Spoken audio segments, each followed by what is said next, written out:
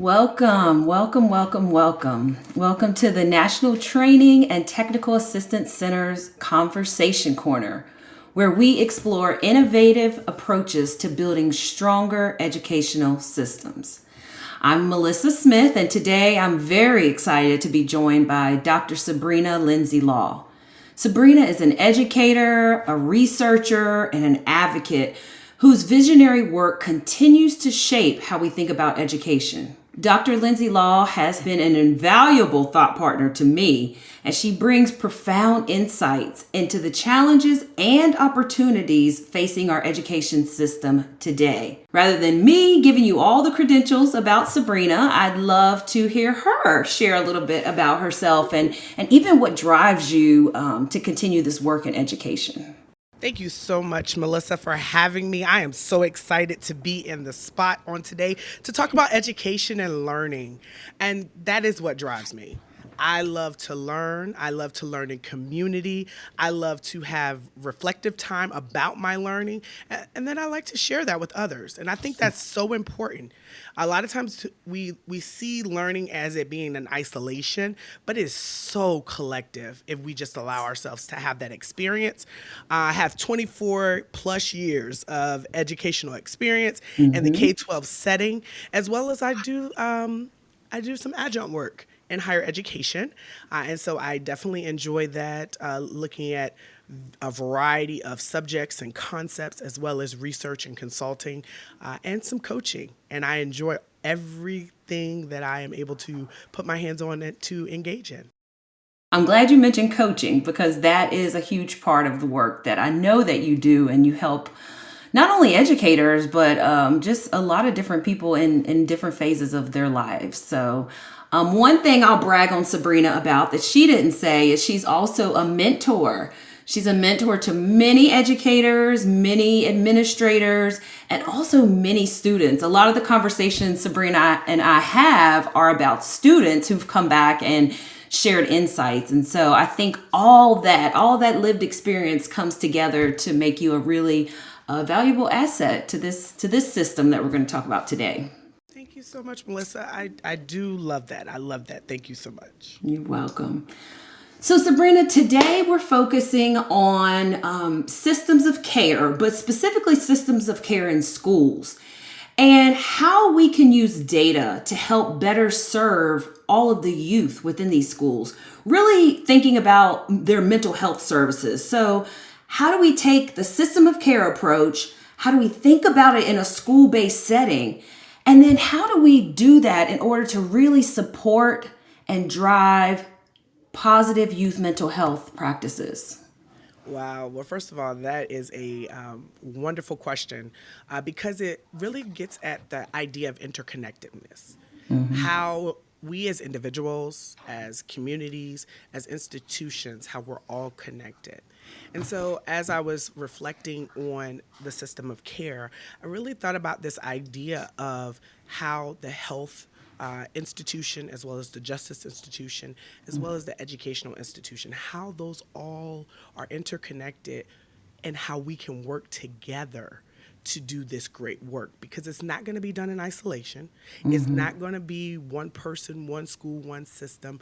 It's going to take a collective to be able to do what we know is best for our students.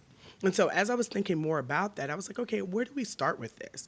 And what it really gets down to is, do we see the humanity in one another? Not enough in just Sabrina, but do I see the humanity in Melissa and anybody else that I come in contact with, to think about how can we enhance the system? Because the system can always be enhanced. A lot of times Yes. we think we create something and we're like, oh my gosh, this is a perfect A. This is 100. No, there's always something that we can do to perfect. That's why when we write papers, when we write letters, when we do different recommendations, if you go back and look at it, at that point you thought it was perfect. You go back and look at it 6 months Right. later, 6 weeks later, 6 days later, and you're like, I could move that around. I could switch that up. I could do. It's the same type of continuous improvement effort we have to give to each institution and then collectively to the various systems. And so when we talk about a system of care, are we getting the right people at the table? And then how are we sharing the data in a meaningful way so that people understand? And so, are we sharing the data to kind of say, we've gone through the data, we've covered it? Or are we really uncovering it to see the bright spots and to see the areas where we need to have some growth? And so, those are some initial things that I'm thinking about, because as we allow that to grow and to become more sound and effective, that's where we're able to give the supports that we need for mental wellness. Yeah, you said so much in that. I think a collective approach is just so important. And I'd like to go back to something you mentioned and hear some more about that, because it has my brain moving around a little bit. You mentioned the education system, the justice system, and health care or health systems. How do you see those working together? What do how do you envision that, and what challenges and opportunities are there? Because that really intrigues me, just thinking about those three merging together to support youth and families. So I think when we look at all three of those institutions, and it could be other institutions, those were the three that I thought of. And so when we think about those, we're thinking about accessibility, we're thinking about responsiveness, and how do we see each of the institutions? How do we see them working together? How do we see what our role or responsibility may be in the institution? Do individuals see their job as a job, or do they see it as a calling or an opportunity bigger than themselves? That's how we start to see the effectiveness in schools and how schools can use the resources out in these other two institutions that we're talking about today. And so if we do that well, then everyone's going to thrive at their level. And you notice I said at their level, because At a their lot of times level. we try to ensure that there's a particular outcome, but when it really boils down to it, it's really allowing people to have their own zone of genius, their own autonomy, their own agency to do this work. That doesn't mean that we don't coach. It doesn't mean that we don't advise. It doesn't mean that we don't mentor. But we want to make sure that individuals take control of their their life, their journey. And so when I'm thinking about the three of them working together, I'm thinking about how can we create a system that is designed to get the results that it needs to get. And the only way to really truly be able to do that is for us to have conversations. And then lay out what are our intentions, and then what are our goals, and then we gotta collect some data to look at those goals, and then we gotta make adjustments. And that's another thing that I know we'll talk about later, is like, how do we allow ourselves to be flexible and adaptable in these different settings so that we can do what is necessary? Because let's be honest, all of us have lived experiences and lived perspectives, but we're not a monolith. We all have our Right. own experiences. And so I don't know unless I ask. Unless I ask Melissa, if I ask, the students that I engage with, if I ask the families, and I may have had a similar experience, but if I'm there to help to support and to serve others, I have to know their experience. And sometimes we don't always hold space for that. Yeah, you have to. Sometimes I've heard the saying, "Nothing about me without me," and so making decisions for children, youth, and families in these systems without having the people that are receiving the care at the table is really detrimental to the continuation of that system. You mentioned data, and that's part of what we're talking about today, just that data informed decision making, which is so important. I'm curious, what are your thoughts on the information that schools should gather to support youth mental health? So, when you're thinking about the data, what data should schools use to support youth mental health? What are your thoughts on that? Yeah. Uh, and I think, it's important for us to know the context of our environment And we also need to know what is our mission, our vision, and our values towards something, and what is the culture, and what is the ways of being, whether that's collective or individual. And what I mean by that is like, how do we engage with each other in the different spaces so that then we know what is our starting point. When I was in the classroom as well as in the building as an administrator, just really thinking about this idea of how can I meet people where they are. And then also too, how can I have these intentional conversations that could be supportive? So when we talk about data collection in schools, one, we need to make sure that we protect the confidentiality of those that we are in collaboration with, those who are connected to us, our students and our families. Making sure that we treat people how better than how we want to be treated. And the reason why I say that is because people won't be vulnerable with you with some of their most sacred information if they don't know how much you care for them. And so when we talk So about this true. system of care, I mean, I'm serious. When I Yeah. think back to the teachers, when I think about the neighbors, when I think back to the friends, when I think back Right. to all of these different things, when I knew they cared, I was able to show up in my full essence. Just open up. You know Hmm. what it's making me think about it is my children's pediatrician, you know, and we were with her for a long time till we moved, but I was able to share a lot about some of the challenges and struggles more than I have at any other doctor's office or visit. And it was because she created the environment for me to be vulnerable. You know, So she she was, she created the listened. conditions. Yep, she created the conditions. I mean, you're onto something. So starting at that simple level, like how do we create the conditions? Are we making sure that this is responsive to those in our space? And then am I taking time to reflect on who I am, how I'm showing up, and what is my data if I'm a leader? And so from there, I think you're going to start to think about what are the right questions? What questions should I be asking? And then from those questions, that's where the data comes in. And we want to make sure that we have that qualitative data. Qualitative data is really the narrative, really understanding the story, understanding the context, understanding where students are in that moment. What's the student's feedback? What is the student's experience?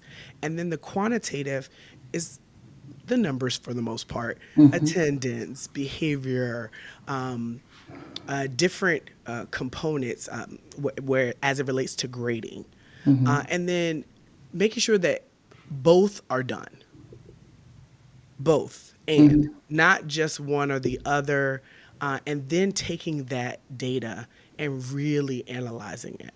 So that's kind of where we would want to start. One, confidentiality. Two, making sure we ask the right questions. And then from those questions, we start to look for qualitative and quantitative data. And we want to phase that in because we're not trying to overwhelm individuals that have to put this into action, into play, because we'll talk about it later, but you got to bring those data pieces back. You have to have conversation. You have to hold space for people to reflect and to process through if you really want this to be a system of care. So not only is it for the people that the system was created for, but also the people that work the system. Yes. How are they getting that care too? Yeah, yes, very much. So, Sabrina, we talked a lot, you know, about the data collection, what to collect and how to collect it. But I'm curious your thoughts on how do we use that data, actually utilize it and use it to ensure that the services are genuinely responsive to the students and families? Because we already mentioned they need to be active participants. So once we've collected this qualitative and quantitative data, how do we then ensure that it's used in a way that supports the children, youth, and families? Yes, yes. In my experience, those closest to the experience, whether that's schooling, whether that's sports, whether that's ideas, organizational development, they need to be the ones that's the active participants for the sustainable growth. And so some of the ways that we can genuinely do that is to encourage conversation on the specific data types or topics. And so how not just did we collect data on family satisfaction surveys or mental health screenings or feedback loops, but how is that being shared back with some of the ones that have filled out the surveys? And then that's another thing too. Like, depending on the question that you're asking, and you can think of it as a research question. Like, as you're asking that question, that's also going to determine who is going to be taking the survey, and then who do I need to get engaged in this. And so I didn't want to miss that point. And so as I'm giving back the data, and of course we're protecting confidentiality, but we start to look at the percentages, we start to look at what is being said and how is it being said, and what do we want to adjust in the system. We have to have those conversations. And so when we're having those conversations, we want to make sure that we establish some norms. How are we going to engage with one another as we're having this conversation? Because what we also want to create is this, and we talked about creating the conditions earlier. We want to create the conditions for authentic conversation and mutual respect. So, yes, we have this percentage point of X, Y, and Z, but I don't see it the way you see it. I shouldn't shut down, but at the same time, I should have enough respect for you to be able to say what needs to be said in a way that you can receive it, but also in a way that you can then say, well, think about this, Sebrina, and this is how we could approach it. And those are those meaningful conversations that sometimes we don't take the time to have. So build it into our schedule, build it into our data cycle. Those are the things I'm thinking about. What you think about what I said there? Because I really want to talk about that, because I think a lot of times we go through perfunctionary things. It makes me think about just that idea of the checkbox or the transitional actions that we take. But what we need to do, and to be really supportive to the needs, is make it transformational. So how do we take it from transactional to transformational? And I think you name many ways, and community before content. So build the community with these families, engage them, and do it in meaningful ways so that they're not tokenized, that so that we can't again check off another box and say we brought the families in. What are you doing with them to ensure that their voices are heard, seen, valued, and affirmed? Are you using what they're saying? And so we get excited. I know we get excited about this topic, but are you using what the families are saying to drive the next steps? That's where I see it. Are you using it to drive the next steps in the development of the policies and practices? And sometimes I see that step is missing. We've started to we've started to get families at the table. Once they're at the table, it's more like we're directive. It's we're talking to them. It's a didactic. You have to think about a couple of things. So I remember, and I'm going to talk about one from being an administrator, one from being a parent. So I remember going into the classrooms, we would do something called learning walks or instructional walkthroughs, or some people call them instructional audits. And we would use that to look at our data points and where we were and were we making the gains that we wanted to. And so, this informal way of going in to observe. For the teachers, we would leave some affirming feedback, some wonderings, those types of things. And a lot of times people would think about, the teacher. But what we started to do is we started to engage with the students. So let's say they're doing station learning. We would go in and we would say, oh, okay, this is so great. They're doing station learning. It's great. So basically, different things are set up at a particular pod or a setting, very similar to like lab experiences. And they're working on something. As they're working on something, most of the time when you're doing an instructional audit, you're not going to just say, oh, they're working on something. That's great. They're in this group. No, what you begin to do is not interrupting the instructional flow or the learning flow. You're going to ask questions. And so that's what we have to start doing. We have to start asking questions to see, okay, we're doing this in real time. Does this translate? And if it does not, how can we do it better? Opposed to us just saying, oh, we covered that. We did station learning. They did cooperative learning. They collaborated. No, but how do we know it worked? How do we know? The second piece, when you were talking about us being parents and educators, I remember sitting in a parent teacher conference, and uh, and the principal said to me, "Oh well, I know you're an educator, but can you take that hat off for a little while?"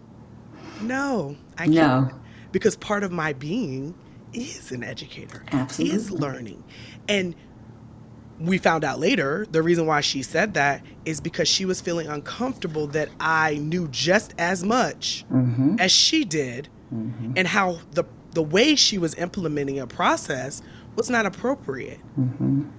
But how often do families experience that and don't talk about it Right. because they don't know who or how to talk about it?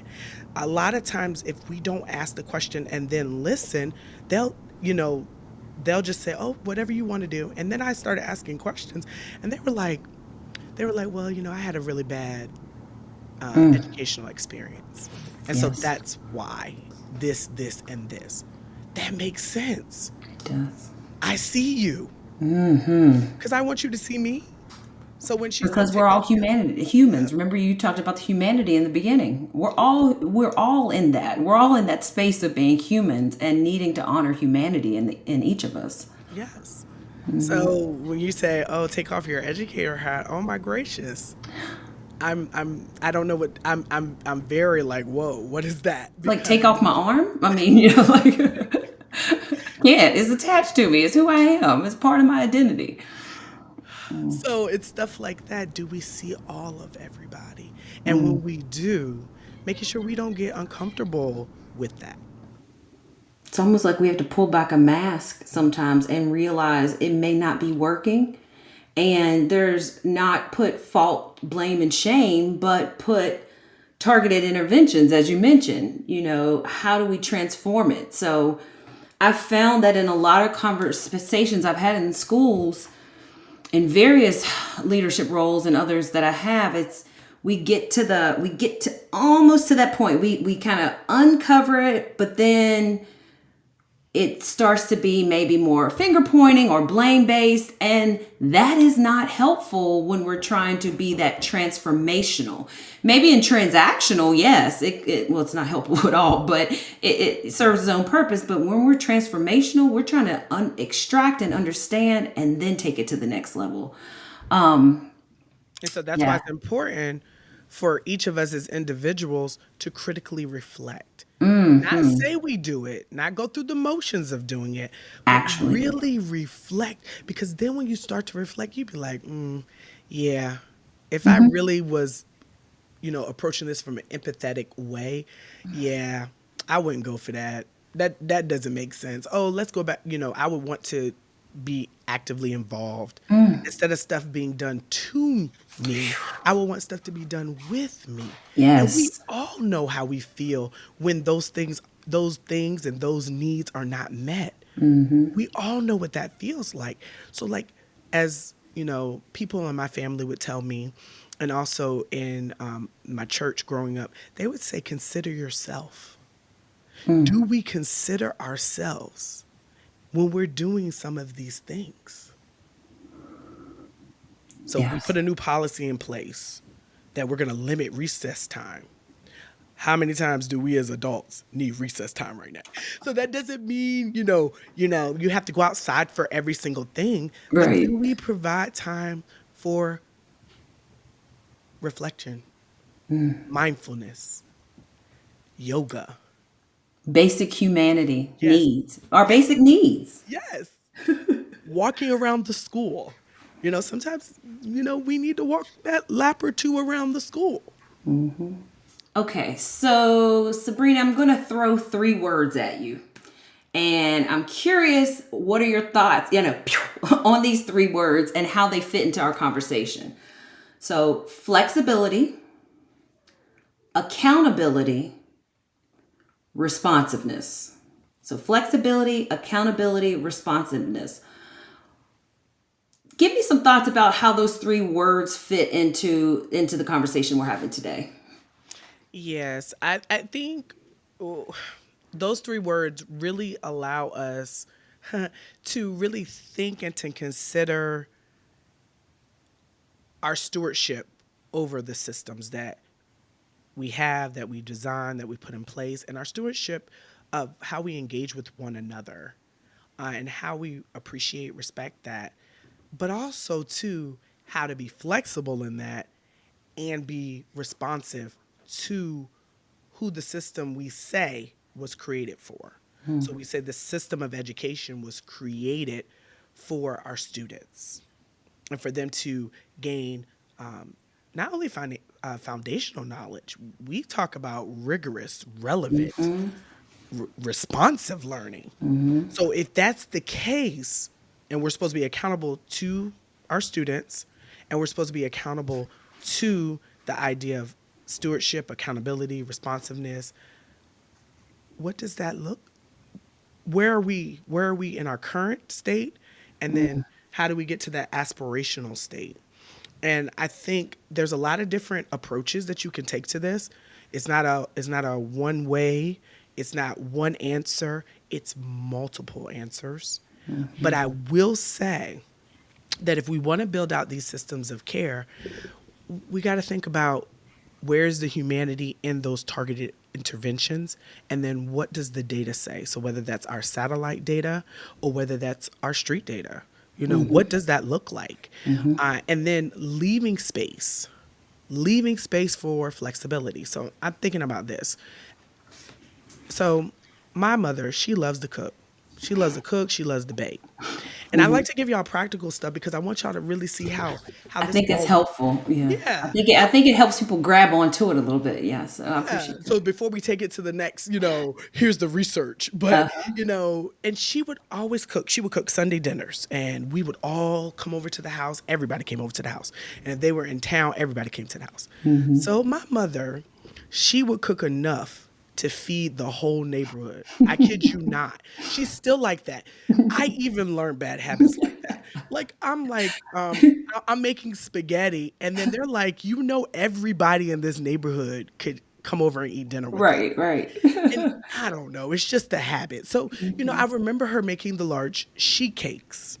And I would know other people who would make their parents would make cupcakes, or their families would make cupcakes, or their extended family would come over and they would make cookies. But my mom always made large sheet cakes, and I was like, can you mix it up a little bit? And she kind of explained it to me. She said, "Well, I make the cake to ensure that everybody has something to eat that's sweet."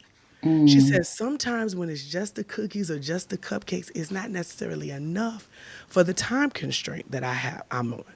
So she said I felt limited just buying some cookies or making some cookies or buying some cupcakes or making some cupcakes. She said, so I always did the large sheet cakes Wow. because I felt like everybody could have a piece of that.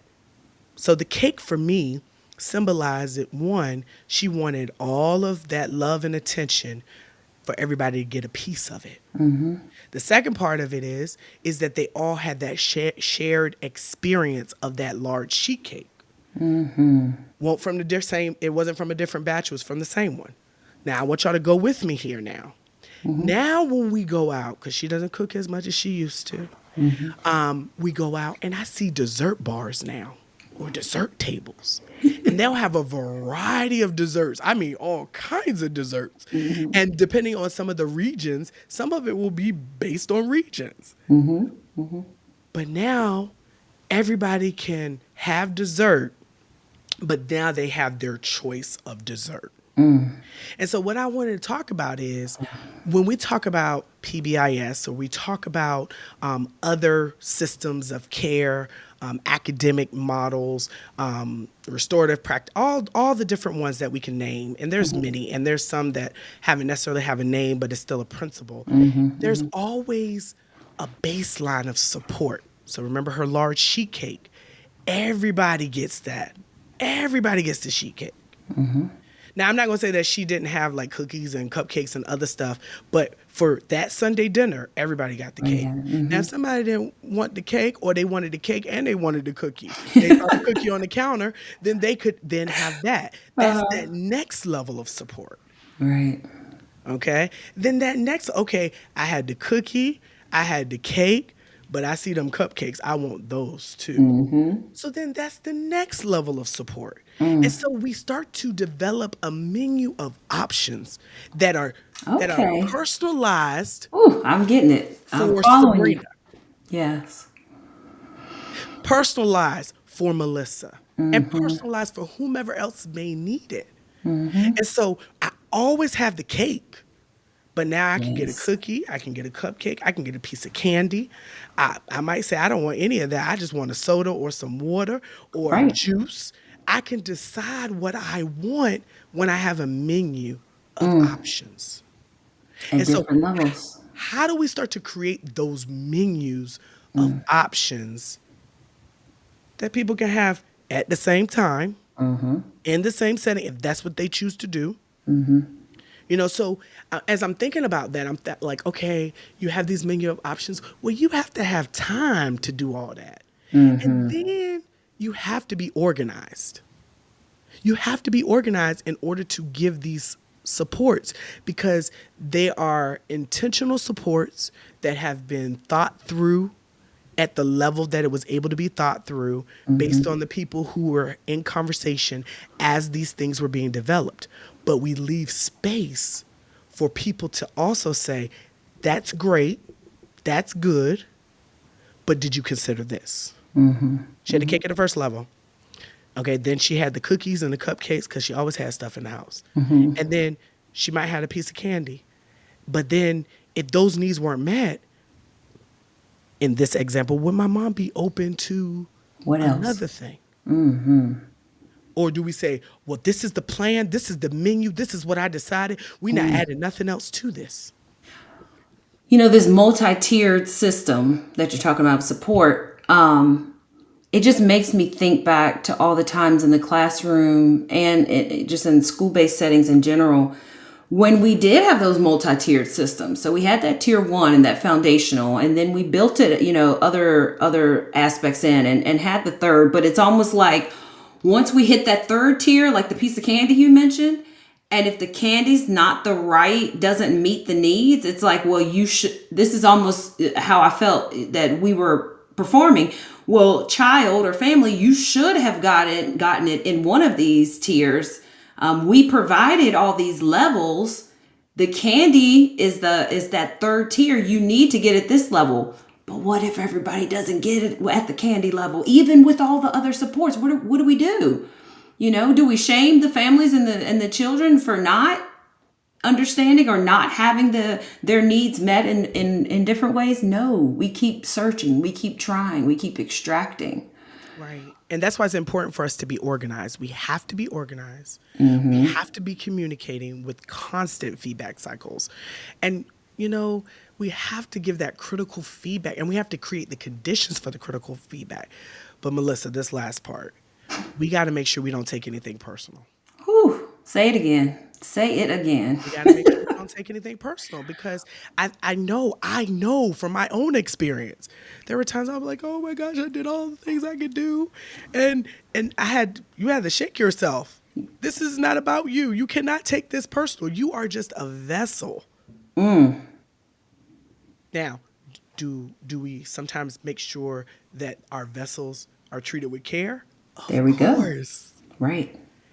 But when I'm in that moment of engaging with individuals or having to lead a perspective, it's important for me not to take it personal. Because if I take it personal, then my focus is off. I'm not able to focus on what I was supposed to be focused on, which is the students and making sure that the system is effective. And when I say the students, I'm talking about families too. And then, is the system effective? Is the next part. And then as I'm looking at the system, is it effective?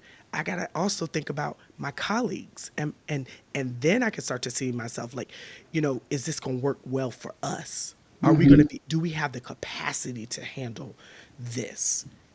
And then Absolutely. that's why I think it's important for us to have the health system as well as the justice system involved.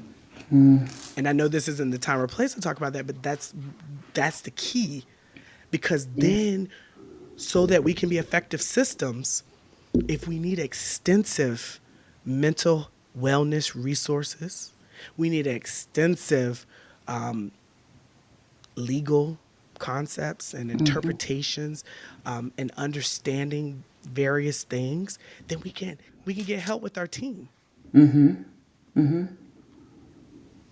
And so that's part of it. So not only am I a system of care, but looking at my data and saying, okay, we need to call in additional support, and or we need to design it in a way that they're already at the table. We're gonna have to wrap up in just a minute. I don't want to, but we're gonna wrap up. One thing before we do that,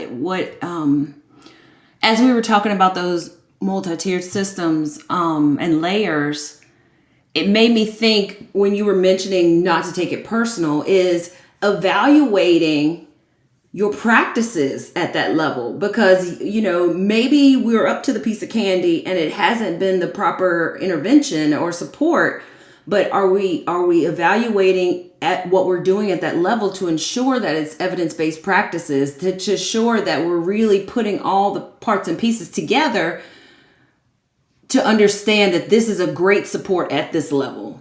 Sometimes we have a lot of ideas and when we throw them out there, and they may not be the best ideas for that particular situation. So yeah, that made me think of it all.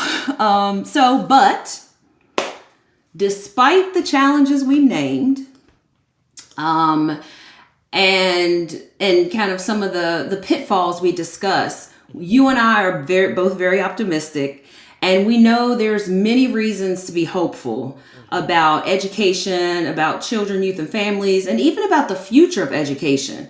So as we wrap up, what gives you hope for the future of education? So I think a lot of things come to mind, but I will say that it is our youth. And sometimes when people say the answer's in the room, the answer is within them and it's within us. And so the hope is that we can bring each other together collectively to do this work together. And I believe that people are starting to have those types of conversations. But now, how can we, in a more organized way, really facilitate those conversations where it doesn't seem like it's taking so much time, but really in meaningful ways, with intentionality, bringing people together. And so that's what I'm hopeful for. And I really do believe that our youth is really calling for those things in different ways. Some of it is through social media. Some of it is through, the use of technology. But some of them, they want to have intentional conversations. I had the opportunity to go to a school planning council meeting recently, and I loved it. They had students there. They had families there. They had educators there. The administrators were there. And I said, I'm coming over there with all of them. And we all collaborated. The students from each class that's currently in high school came together and just really had great conversation. And not just them speaking, they were listening, and then they would add something to it. And I was like, I like that. I said, that's a good idea. So I think that's what I'm most excited about. How do we bring this to life? So much, so many good nuggets here in this conversation. And I'm grateful that you ended us with that glimpse of hope, because there is hope. There is a lot of hope in school-based systems, and even in this thought around school-based mental health and how we're supporting students and how we're supporting their families, and I need to always say how we're supporting the educators that are supporting the students and the families. So it's multiple layers. It is complex, but systems are complex. And if we're really thinking intentionally, like a lot of what you've described, I think we can get to that aspiration, we can get to the transformation. We can go past the check boxes and really make meaningful change. So thank you, Dr. Sebrina Lindsay-Law, for being with us today, and I'll talk to you again soon. Definitely. Look forward to speaking with you as well. Thank you.